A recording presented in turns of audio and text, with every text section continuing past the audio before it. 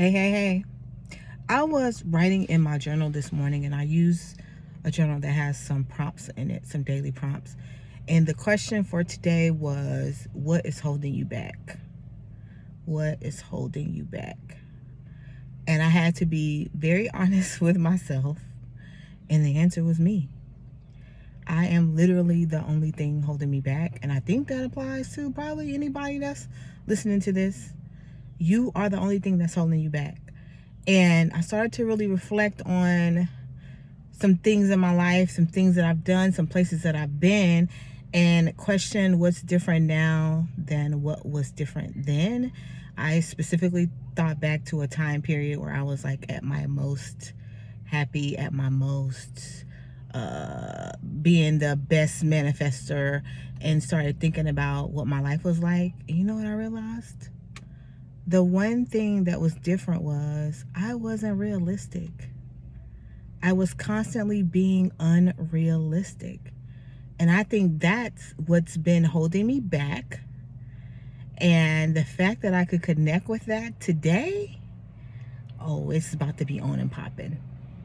And I wanted to share this with you because perhaps you're just like me. And the thing that's really holding you back is being realistic. I mean, we're conditioned to be realistic.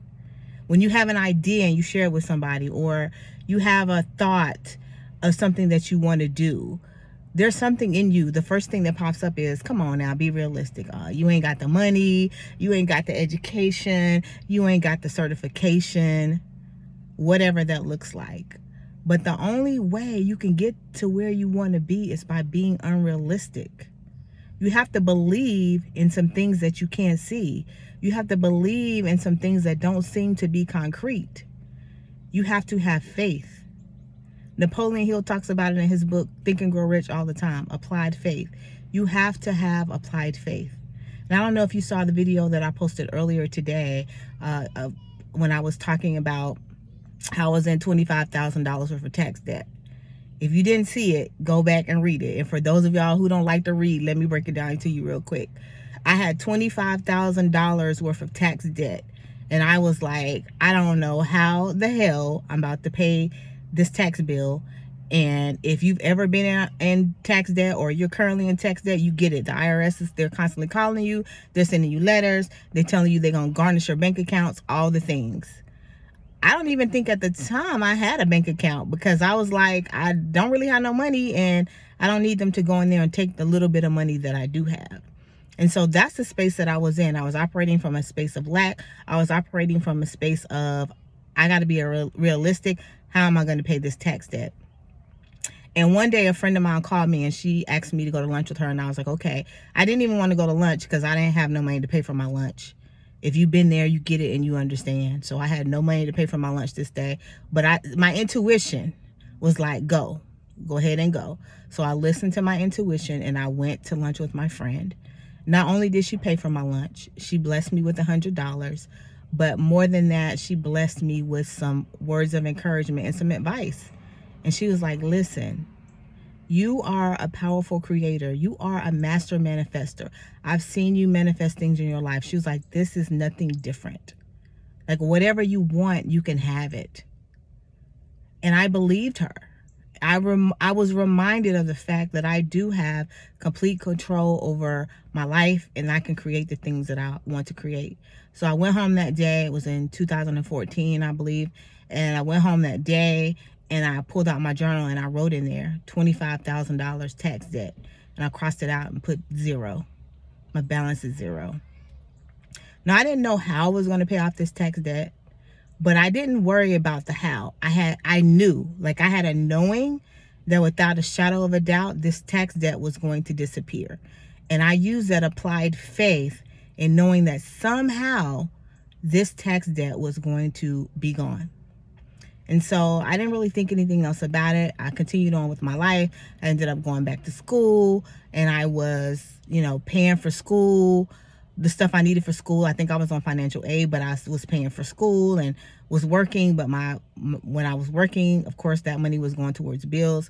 So every time I had to pay for my tax situation, Oh, excuse me, I left out a part. I did end up meeting Aisha Hayes of Hayes Tax Relief, and Aisha was like, I can help you, I can resolve this, and I can get it down to probably around less than $500.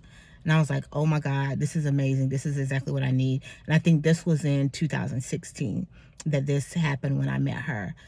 So once again, I wasn't worried about the how. I was just like, I'm going to sign up with her. I'm going to make it happen. I'm going to do whatever I need to do.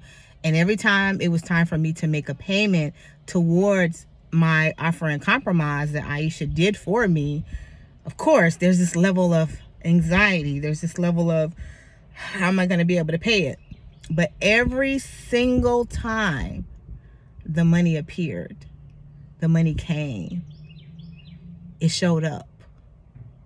And I was like, okay.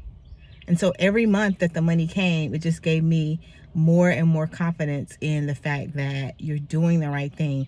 You're headed in the right direction. You've already created it. The tax debt is already gone. Now you just have to wait for it to appear before you.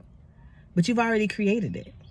And that's the space that I stayed in. And in 2017, I wrote that it was a money order. It wasn't a check, because I told you I didn't have no checking account. I sent a money order to the IRS because she reduced it to like $250, I believe the number was. Like I said, if you didn't see the post, you can go back and look at the post. And I got that money order for that $250, and I was just like, oh my God, like, it happened. I manifested it, and I went through it, and here we are. It was 2017. I mailed that bad boy off, and my tax debt was zero. It was zero. And that's just to show you that it doesn't matter how big or how surmountable the thing seems. When you have faith and you are actively applying that faith, and you are kind, and you are constantly being kind to other people, when you are giving, that's the main thing. You know, for Christians to talk about tithing, but tithing just doesn't mean going to church and giving money. Tithing could be anything. I tithe through, maybe when I'm going out to eat, I give my waiter or waitress like a higher tip. Like, that's my form of tithing. I listen to spirit. I listen to my intuition. And if I'm told, give this person some money, give this person, there's always like a voice that says to me, give this person this. There's always an amount, and I always listen. I'm not like, oh, I don't have that. I just listen, because I know that when I'm in that space of listening, and when I'm in that place of following my intuition, it always comes back to me, always. And if you're a manifestor, you understand how this works. When you give, it rarely ever comes back from the person that you gave it to, but it always comes back to you in some way. So I want to just leave you with this word of encouragement. You are a powerful creator. You can have anything in your life that you desire, but you got to be in alignment with it. You got to be unrealistic. You got to believe some things that seem like this shit is crazy and impossible. You have to be in that space to be able to get the things that you want. I hope this is helpful to somebody. Enjoy the rest of your day.